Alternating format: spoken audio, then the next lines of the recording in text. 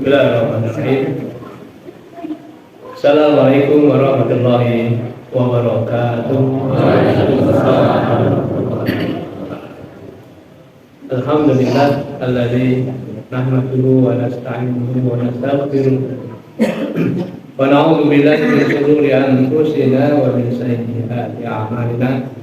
May yahdihillahu fala mudilla lahu wa man yudlil fala hadiya lahu. Asyhadu an la ilaha illallah wahdahu la syarika lahu wa asyhadu anna Muhammadan abduhu wa rasuluh. Allahumma shalli wa sallim wa barik ala Muhammad wa ala alihi wa ashabihi ajma'in wa ba'du. Hadirin jemaah rahimahullah, Bapak Ibu yang dirahmati Allah Subhanahu wa taala, jangan lupa kita senantiasa kepada Allah Subhanahu wa taala ketimbang nikmat yang telah diberikan kepada kita, sehingga sampai sini kita menyaksikan nikmat iman, nikmat Islam, dan nikmat-nikmat yang lain yang masih banyak. Marilah kita syukuri dengan terus kita tingkatkan iman dan takwa kita kepada Allah Subhanahu wa taala. Dengan berusaha kita menjalankan perintah-perintah yang menjauhi larangan-larangan. Hadirin jamaah rahimahullah, pada kesempatan malam ini sedikit nanti berbagi tentang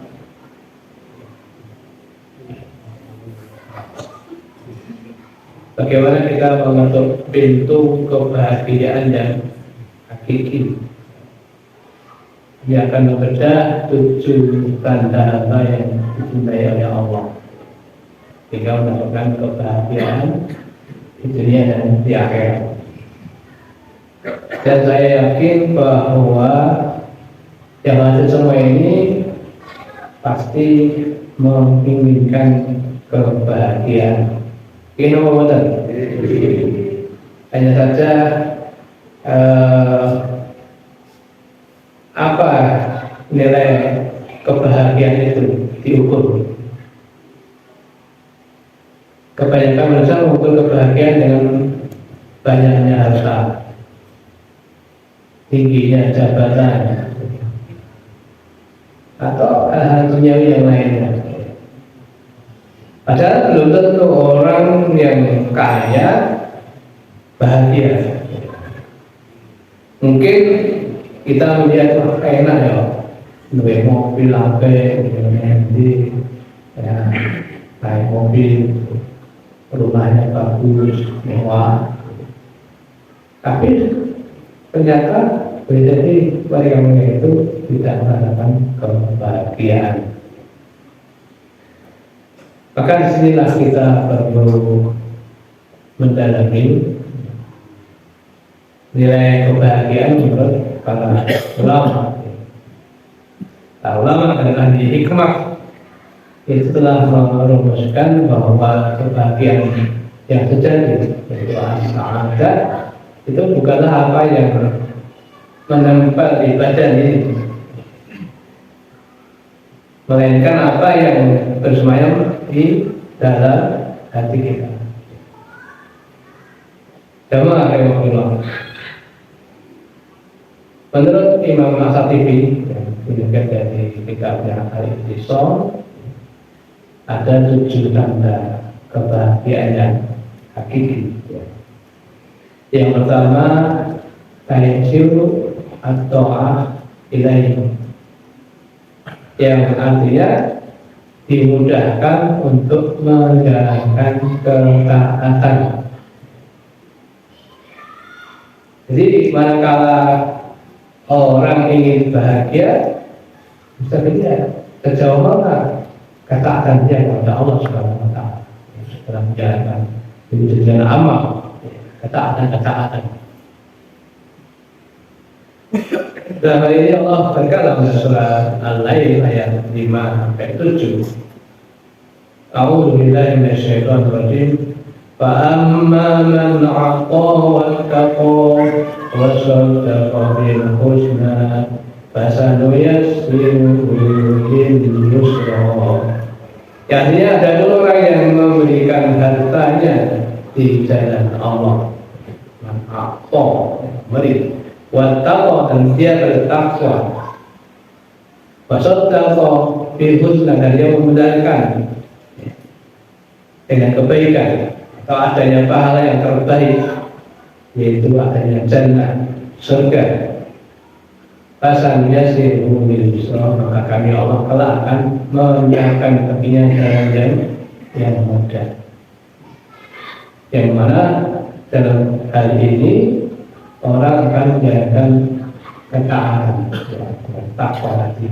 Dia menjalankan ketaatan kepada Allah Subhanahu wa Ta'ala.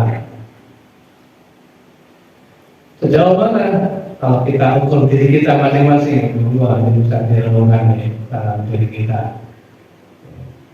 Selama ini apa sih ketaatan yang sudah kita lakukan? Atau sejauh mana hati kita tergerak untuk menjaga ketaatan? Salah satu contoh, ketika terdengar azan, apa yang kita lakukan? Kami, sadar, atau apa? Mungkin segera menjawab, mengikuti suara muadzin, kemudian berdoa setelah azan, atau masih cuek dengan kesibukan dunianya, dengan pekerjaannya, atau semacamnya. Nah ini, kalau orang dulu di zaman sangat besar di awal-awal generasi itu, mereka begitu enggak tinggalkan semua kegiatan dunia ini. Akan dikisahkan ketika sedang terjadi transaksi di pasar, pembeli sudah memilih barang, sudah siap membayar, terus penjual sudah siap menyerahkan barang, tiba-tiba azan. Apa yang dilakukan mereka? Ditinggalkan itu, diletakkan barang itu, terus kita sholat dulu, nanti sambungan setelah sholat. Begitu indahnya ketaatan seperti itu, sehingga membuat orang itu akan bahagia. Manakala hati kita tergerak untuk bisa sholat berjamaah, maka itu tanda ketaatan. Sementara banyak orang yang mungkin maunya berdekatan dengan masjid, istilahnya nggak bisa jangka kan masjid itu. Kalau azan itu untuk makan, berkomat, nggak ada azan gitu, nanti ini komat. Boleh jadi ketika komat masih ada keperluan apa, nanti ketika tidak marah. Ini lah.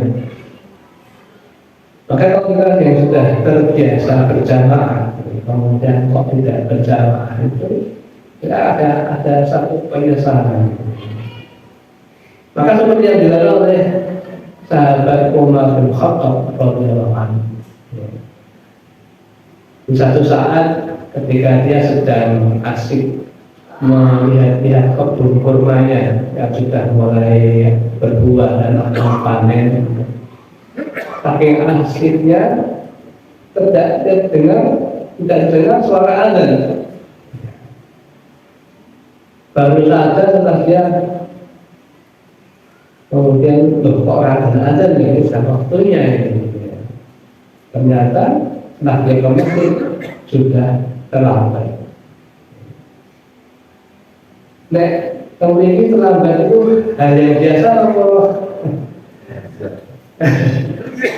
ada rasa waduh telat gitu, atau gimana? Sudah biasa ya, terlambat karena nambahi gitu. Tapi bagi orang tidak, karena sudah terlatih terus biasa untuk datang berjamaah, tidak dari takbiratul ihram imam, maka dia merasa salah, bahkan menganggap itu dosa. Nek kita kan enggak ya, bukan menganggap dosa ya, biasa. Bagaimana seorang dosa, maka dia memutuskan untuk menghukum dirinya. Apa dengan apa dia menghukum?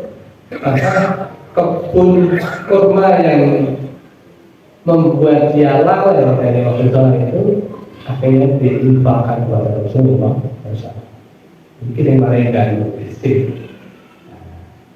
Masya Allah, sampai seperti itu. Ada juga sahabat yang lain, rumahnya itu terkenal di pinggiran kota Madinah. Tapi dia mengatakan selama 30 tahun saya tidak pernah mendengar azan di luar masjid. Artinya apa? Artinya azan dia sudah di masjid 30 tahun lah. Dan itu rumahnya ini paling pinggiran kota Madinah. Masya Allah.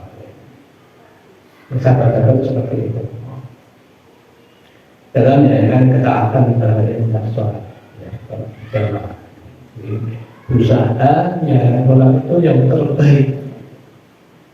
Karena untuk laki-laki, bapak-bapak, jamaah rahimahullah.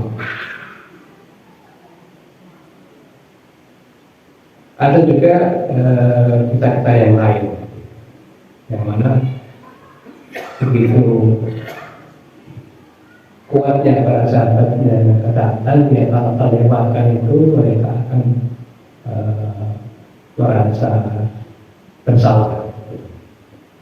Kemudian yang kedua, kebahagiaan menuju bahagia yang kedua adalah muwafaqah as-sunnah.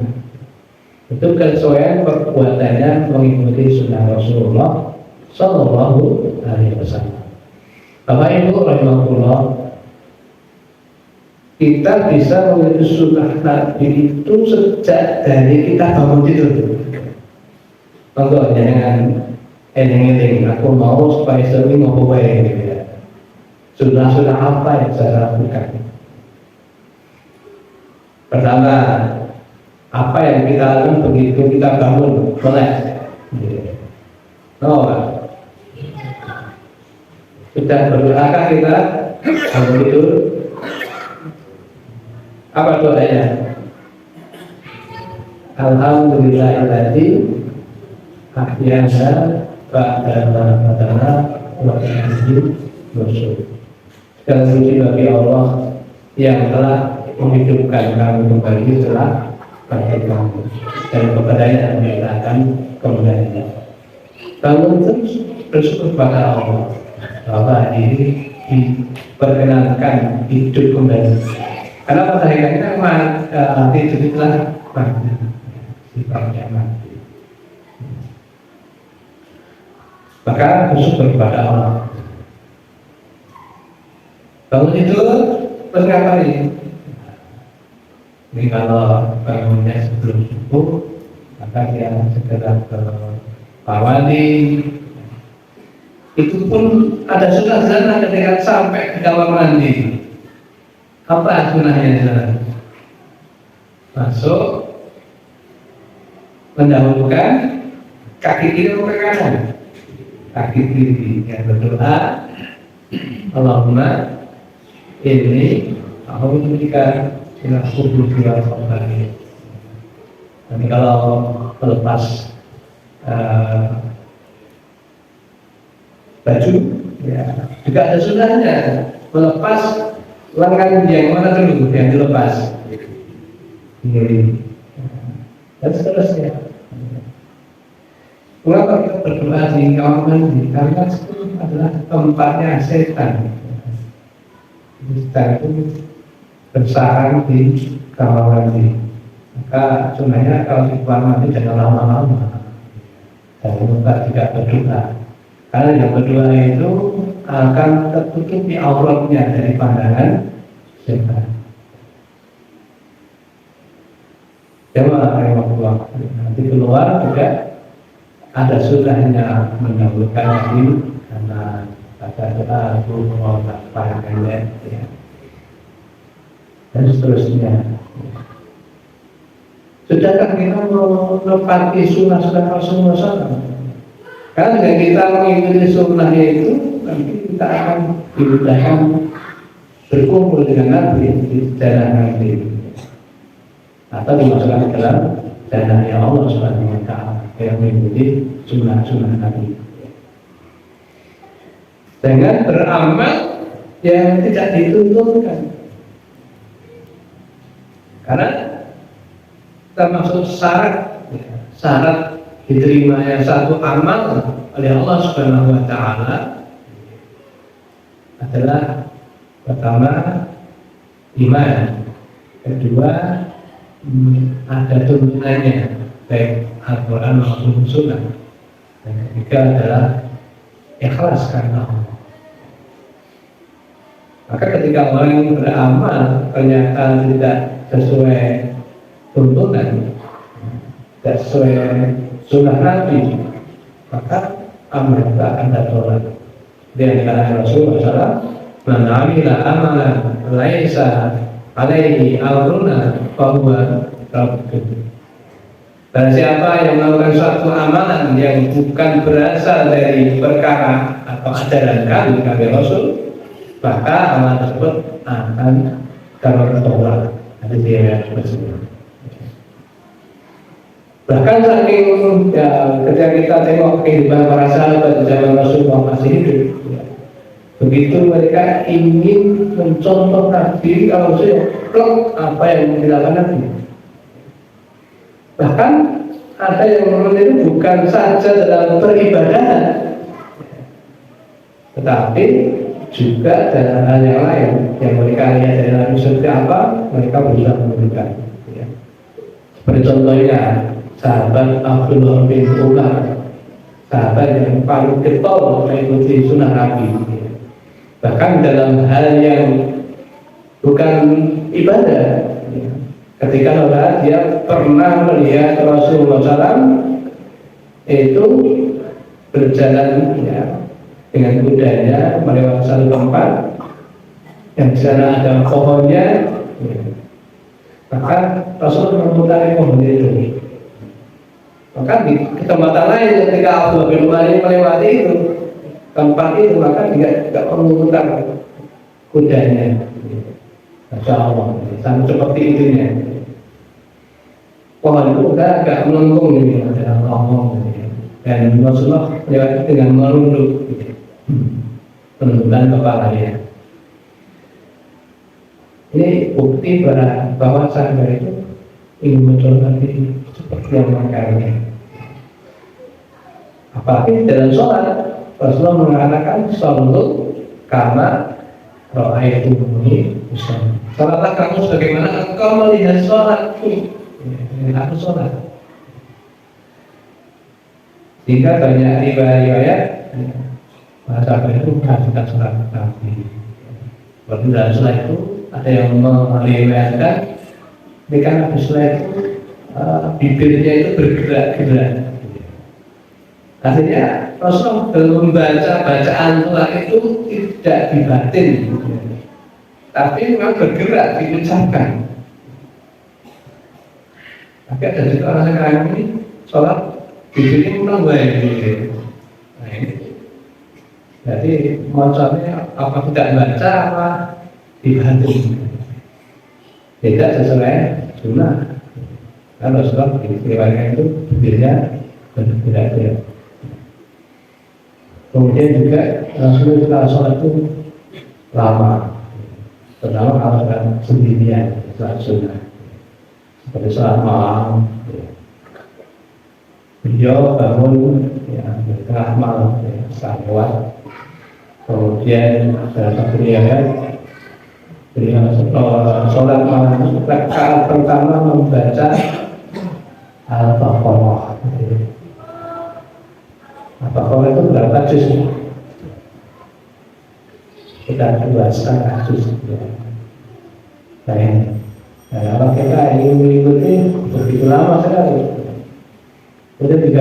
dikatakan juga bahwa rukuk, i'tidal, kemudian sujud atau gerakan sholat itu waktunya hampir sama dengan berdirinya.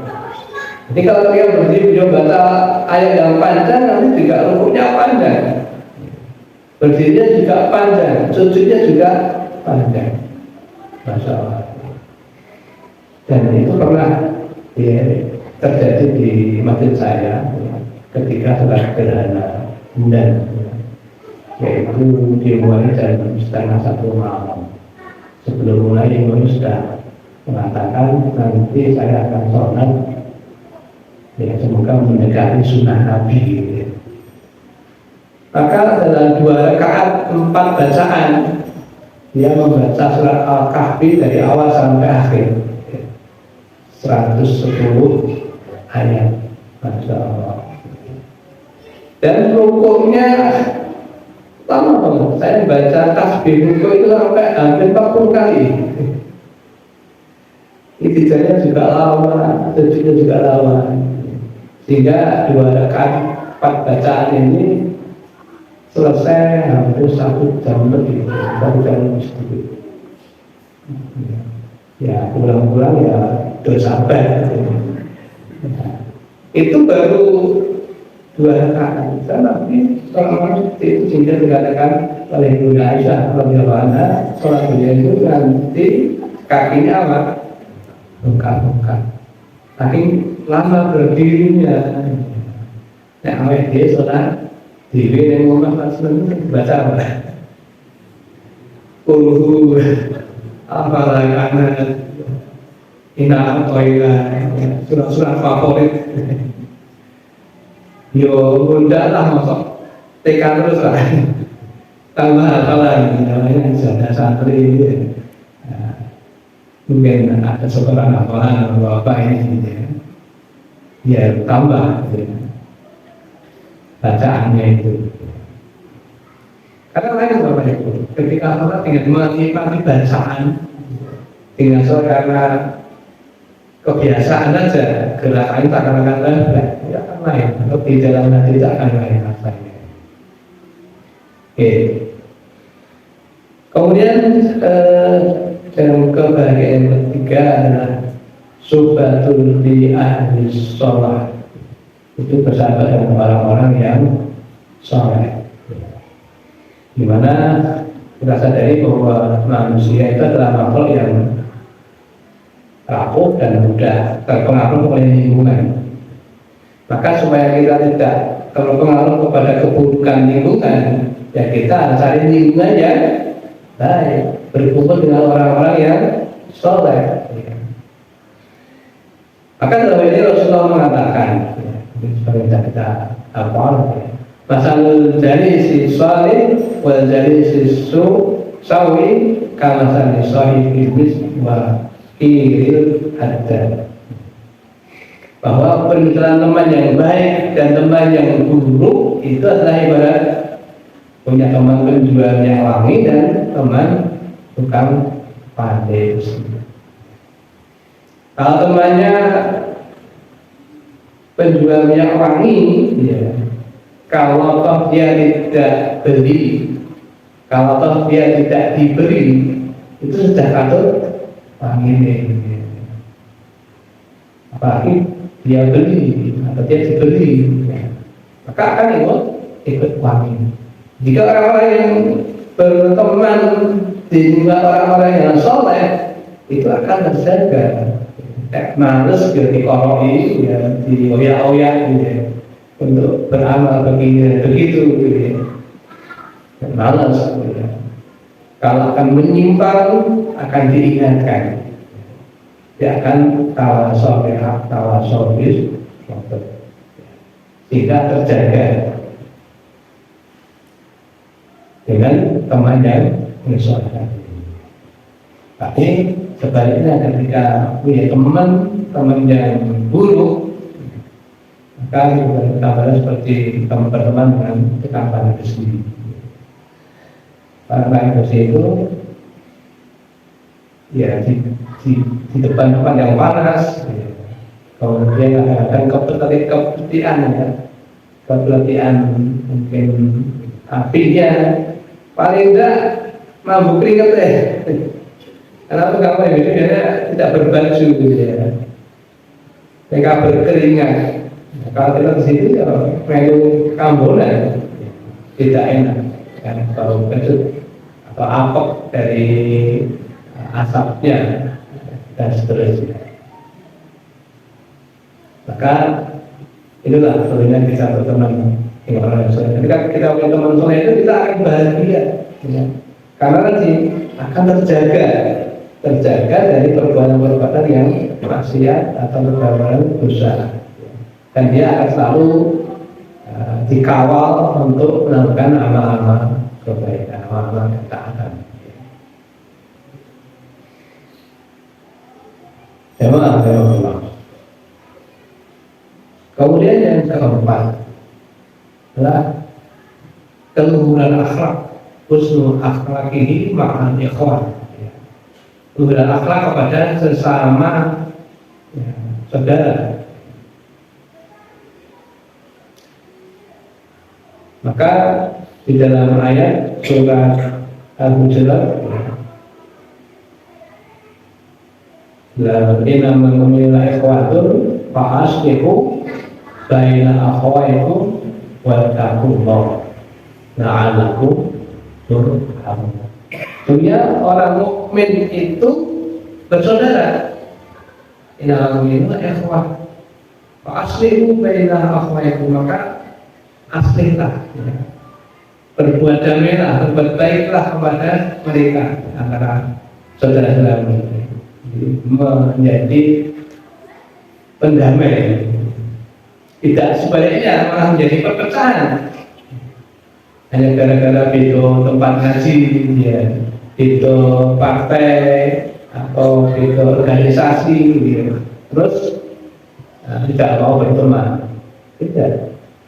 Bahkan Rasul mencontohkan kehidupan ini ketika beliau sudah melakukan hijrah ke Madinah. Apa yang beliau lakukan? Beliau mempersaudarakan antara muhajirin, orang dari Mekah, dengan Al-Ansor, kaum Al-Ansor dari Madinah. Dipersaudarakan. Yang terkenal kisahnya ya Pak, Abdurrahman bin Auf, ya, di Mekah waktu itu sebagai saudagar yang kaya raya. Nah, dia hijrah tinggalkan semua hartanya, dan dia hijrah dengan sahabat namanya Sa'ad bin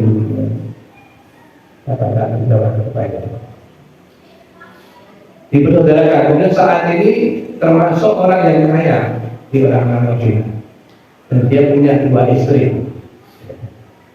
Apa yang dia katakan kepada Abdurrahman bin Auf, wahai sahabat Abdurrahman bin Auf, ya, sekarang kamu sudah dipersaudarakan dengan saya, maka marilah kita berbagi. Saya punya harta atau di rumah ini, maka kita bagi rumahnya separuh untuk kamu, separuh untuk saya. Di sana ada mungkin semacam tanah garapan, ya. Nah, ini bisa diparuh juga, separuh untukmu, separuh untukmu. Bahkan saya punya 2 istri.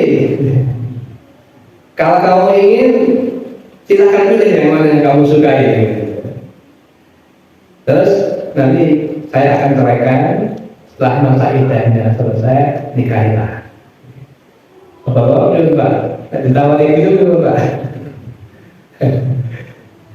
Maka tapi apa yang dilakukan Abdurrahman bin Auf ketika itu? Ya, Dulani alasu, tunjukkan aku di mana pasar. Ya. Karena emang dunia pikirnya dunia bisnis. Salah satunya tempat bisnisnya di pasar. Maka apa yang dilakukan dia di pasar? Tambah modal juga. Caranya gimana? Makelar. Jadi dia punya keahlian menilai barang. Dia ada orang bawa kambing, orang jual, dia lihat, terus dia dekati penjualnya. Gimana saya bantu jualan gimana? Dan saya setelah mau diberi fee berapa gitu. Oh iya. Dan dia tahu sama orang lain, dan dia emang bisa ngomong ya tentang barang ini, tentang hewan ini, sehingga laku dan dapat keuntungan.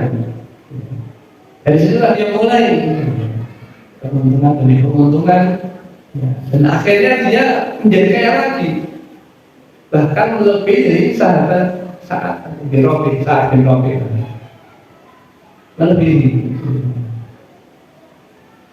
Dan suatu saat ketika dia mendengar dari Bunda Aisyah bahwa Rasulullah mengatakan di Abdullah bin Auf, besok kamu masuk surga dengan merangkak, masuk surga dengan merangkak, karena banyaknya harta itu.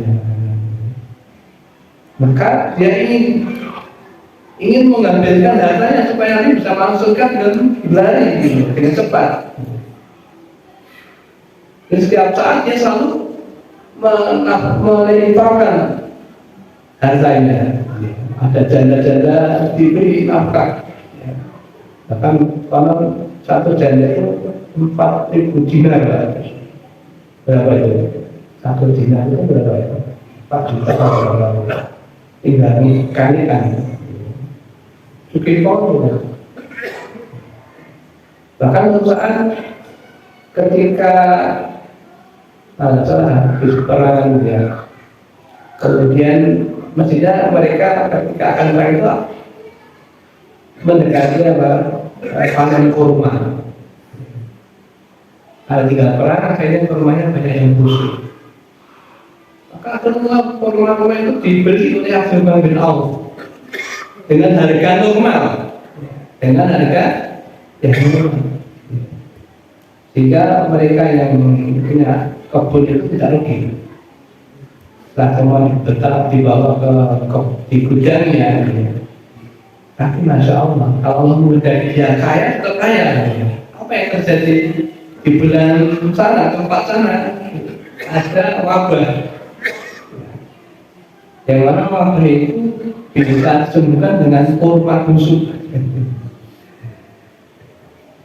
Akan setelah mereka yang berada di situ tahu bahwa bisa diobati dengan kurma busuk, dan tadi yang punya kurma busuk adalah belum bin Auf, maka sebelum mereka menyerbu tempatnya Abdullah bin Auf.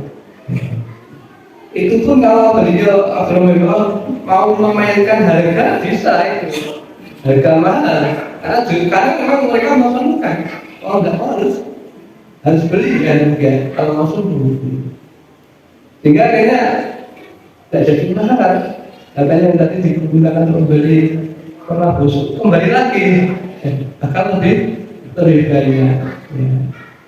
Judek kok ngetake duit lah. Nek awake dhewe judek golek duit. Nah, sama ya. Inilah sahabat Abdullah bin Auf, ya.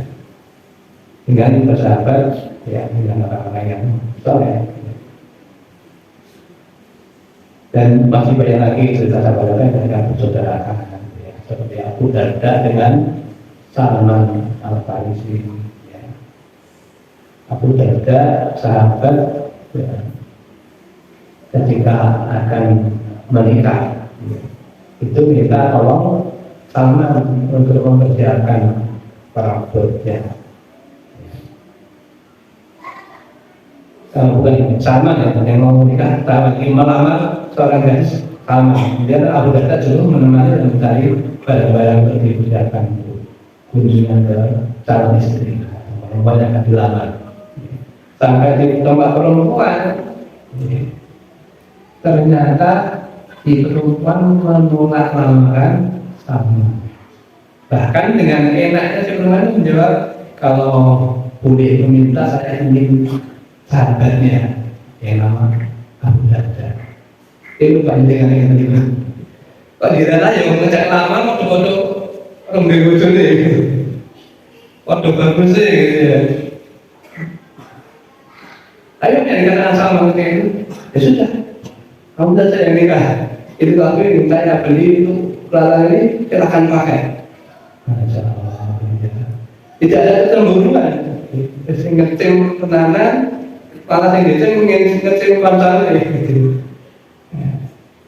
Bahkan di satu saat, ya, karena dekat dengan saya saling dekatnya, ketika saya sama mendatangi mengunjungi rumahnya Abu Darda, dilihatnya istri Abu Darda ini kurang bersamaan, pakaiannya kumel, ya, tidak, pokoknya kurang bergairah. Maka dikatakan ada orang kok terlihat kurang bersemangat. Nah, gimana anak istrinya? Abu Darda itu loh, saya itu tidak dianggap istrinya, seakan-akan begitu. Jadi kerjanya ini ibadah di malam hari, dia sholat terus. Saya tidak dipakai. Oh gitu. Akhirnya sama, saya tunggu Abu Darda itu. Maka dia tunggu. Setelah Abu Darda datang, kemudian dia disuguhi, ya. Maka Abu Darda memisahkan salah makan. Nah, kalau saya sedang berpuasa, dia Abu Darda itu harusnya sering berpuasa. Apa yang sama? Tidak, saya tidak akan makan kalau kamu tidak memberi makan. Batalkan puasamu. Nah, puasa sunnah. Akhirnya dibatalkan. Untuk ini menemani sama. Kemudian saya bisa izin untuk bermalam di situ. Itu yang dekat dengan Abu Darda. Maka ketika malam, ya, setengah malam, Abu Darda bangun akan sholat malam. Maka oleh Salman ditanya, musik si ini itu lagi, karena biasa tangan kecil Abu Darda bangun sholat malam itu lama. Maka dia kata istrinya tadi tidak dikumpul seperti istrinya. Setelah sekian menit bangun lagi, tahan lagi, terus sampai akhirnya setelah mendekati masuk pada waktu sepertiga malam, baru kemudian bangun sama-sama sholat malam.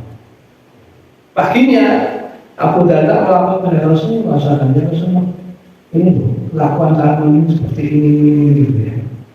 Maka justru kemudian Allah melaporkan kalimat istrinya. Maka Rasul mengajarkan bahwa sudah dan jasadmu itu ada hak, keluargamu juga ada hak, maka tunaikanlah hak-haknya. Masya Allah. Ini pentingnya bersahabat dengan orang yang baik, tidak dikoreksi, dievaluasi dan sebagainya, jadi akan lebih baik. Keempat adalah husnul akhlaqihi ma'al ikhwanihi, keluhuran akhlak kepada sesama, bahwa kebahagiaan sejati tidak akan melahirkan kesombongan, tapi akan melahirkan kerendahan hati dan keluhuran akhlaknya. Dan itulah salah satu di antara diutusnya Rasulullah SAW. Innama bu'istu liutamima makarimah akhlak. Sehingga aku diutus dalam itu adalah untuk menyempurnakan akhlak. Bahkan dalam sabda Nabi yang lain, dia mengatakan ana zaimun fi baitin fi a'lal jannah liman hasana khuluquhu. Aku menjamin sebuah rumah di tempat tinggi di surga bagi orang yang membaguskan akhlaknya. Nah, kalau kita ingin bagus akhlaknya, ya kita meniru akhlaknya Rasulullah SAW. Bagaimana sih akhlaknya Rasulullah? Maka ketika Ibunda Aisyah ditanya bagaimana akhlak Nabi, jawabnya adalah khuluqul Quran. Akhlak Nabi itu adalah Al-Quran. Usahakan Al-Quran yang berjalan, ya. Karena dia yang diutus oleh Allah untuk berdakwah dengan Al-Quran ini. Kemudian yang kelima adalah badlu ma'rufihi lil khalqi, gemar mengeluarkan kebaikan untuk sesama makhluk. Hamba yang bahagia adalah hamba yang tangannya selalu di atas. Ia sadar bahwa kebahagiaan itu didapatkan bukan dari apa yang kita ambil, melainkan dari apa yang kita beri.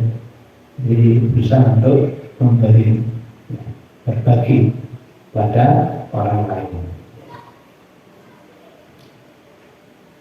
Jamaah rahimahullah, seperti yang dilakukan sahabat Utsman bin Affan, yang mana ketika itu dia mendatangkan kafilah dagang membawa 1.000 ekor unta yang syarat dengan bahan makanan.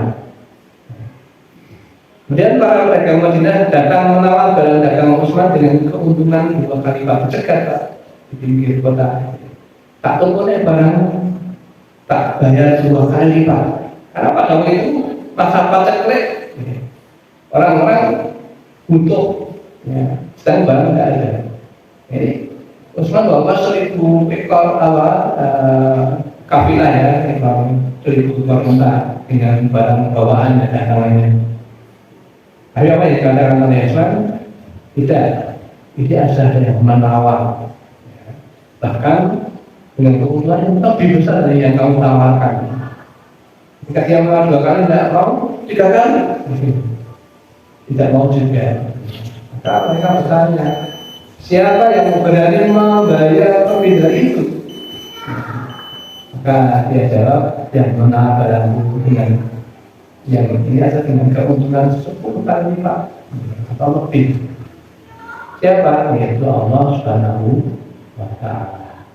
Jadi barang-barang sebanyak 1.000 unta dengan bawaan seperti itu semuanya diinfakkan, disedekahkan untuk kaum muslimin yang membutuhkan. Kalau ada itu orang paceknya. Kalau jiwa ini mungkin bisnis sekarang ini, maka dijadikan itu sebagai monopoli. Kalau kamu di barang yang bilang kok tinggal mainkan harga, harga mahal. Inilah yang biasa terjadi di negeri kita ini. Kalau tiba-tiba barang menghilang, nanti akan datang barang yang harga yang lebih mahal. Kemudian yang keenam adalah ihtimam lil muslim, peduli terhadap urusan kaum muslim. Seorang mukmin yang bahagia jiwanya tidak akan pernah bersikap apatis atau masa butuh terhadap penderitaan saudara sesama muslim. Maka Rasulullah mengatakan, barang siapa yang tidak peduli dengan urusan kaum muslimin, maka dia bukan termasuk golonganku. Maka seperti saat sekarang ini, saudara kita di Palestina, di Gaza yang masih menderita, ya, yang membutuhkan bantuan. Oke, apa sikap kita terhadap saudara kita muslimin? Ya, kalau kita bisa ke sana, bantu ke sana, tapi mau ngapain sana? Maksudnya sulit, karena kita tidak terbiasa dengan medan di sana. Ya, paling kita bisa menyumbangkan, ya, bagian data kita, atau anggapnya ya, paling tidak doa kita dari bangsa. Dan terakhir adalah sangat menjaga waktu, mura'atuhu li al-qadi. Bagaimana kita menghargai waktu. Kalau orang-orang sana mengatakan TMS, money, waktu itu adalah uang. Kalau mereka lengah sendiri, keuntungannya hilang, uangnya kurang. Jika mereka benar-benar memanfaatkan waktu itu untuk mendapatkan cuan, istilahnya cuan. Tapi orang akan menjadi bahagia karena memanfaatkan waktu untuk kebaikan. Maka Bapak Ibu rahimahullah, kita renungkan sehari kita 24 jam itu sebagai besar untuk apa? Mungkin sholat kita, berapa menit sholat kita? 5 kali, Pengen berapa? 15 menit. Nah, baru berapa ya? 75 menit. Ya. Ada masih banyak waktunya dibandingkan dengan kita nyekel HP. Ya. Banyak yang mana? Nyekel HP ini waktu untuk ketaatan. Ya. Sholat kita, bagaimana kita menyediakan waktu untuk membaca Al-Quran kita. Sedangkan kita menyediakan waktu itu, ya, saya paling enggak sehari ini saya baca Al-Quran 1 juz, ya, supaya setiap bulan bisa khatam. Ya. 1 juz itu harus dibaca standar ini ya sekitar 40 menit, ya, 40 menit. Ya. Wah, ini kayak waktu nih, ya dibagilah, ya, mungkin baca subuh nanti dibuka 2 lembar balik, ya, atau 2 lembar, ya, 4 halaman. Karena 1 juz itu 10 lembar balik atau 4 halaman. 3 dibagi 5, ya, nanti 4 halaman, 4 halaman. Atau bagaimana? Longgar baca. Tapi kadang ketika sudah HP sudah hilang. Tapi sekarang banyak sekali hiburan ya. Di dalam dunia maya pun ya, kita sering chatting-chattingan dengan banyak teman ya, kadang-kadang juga lupa waktu.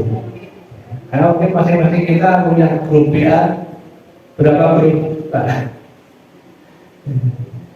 Kadang-kadang teman SD, teman SMP, teman SMA, teman kuliah, KRT, kelurahan, masjid, dan sebagainya. Banyak sekali grup. Begitu buka WA, ya disum-sum ini, kadang setengah jam lebih. Kadang-kadang bercanda. Jangan kalau punya kalah benar-benar waktu itu, kita ini ya untuk mengisi waktu dengan banyak. Mereka taat kepada Allah Subhanahu Wa Taala, seperti yang di kata Allah, "Jinna kita ya, aku ciptakan jin dan manusia, kita ini jauh beribadah kepada Allah." Maka bagaimana waktu itu kita gunakan untuk banyak beribadah kepada Allah Subhanahu Wa Taala. Dari setiap aktivitas kehidupan kita. Ketika kita bekerja supaya bisa mulai ibadah, lakukan dengan baik. Jalankan dengan kalau kita bekerja di satu instansi, ya kita sesuai dengan aturan mainnya. Kalau masuknya jam 8, ya sebelum jam 8 sudah sampai di kantor. Ya. Jangan sampai jam 8 lebih. Tapi ada juga sekarang yang perusahaan menggunakan absen, pinjol ya, ujian sehingga akan diketahui jam berapa dia datang. Nanti setelah 5 menit dipotong sekian misalnya. Kalau seperti itu dia takut di waktunya, jangan sampai lewat dan jamnya dengan dipotong, dia akan segera berangkat. Tapi ketika membiayai ketaatan personal, kadang-kadang ya setengah santainya melakukannya, tidak segera seperti ketika dia mengikuti aturan kantor. Coba remotlah mungkin yang bisa saya sampaikan pada kesempatan ini, yang mana ya apa yang telah kita pelajari ini semoga bisa membawa kebahagiaan bagi kita semuanya dengan melakukan 7 poin tadi. Dan itu adalah rumusan dari para ulama. Semoga posisi dia sama baik dan kita semuanya, dengan harapan ini juga semoga Allah menunjukkan hati kita urusannya taat kepadanya dan menjalankan perintah-perintahnya. Semua kita optimalkan tenaga kita untuk menjalankan ketaatan dan meninggalkan larangan Allah Subhanahu Wa Taala sampai kita akhirnya kita ya, hingga penutup dengan husnul khotimah. Amin. Assalamualaikum warahmatullahi wabarakatuh.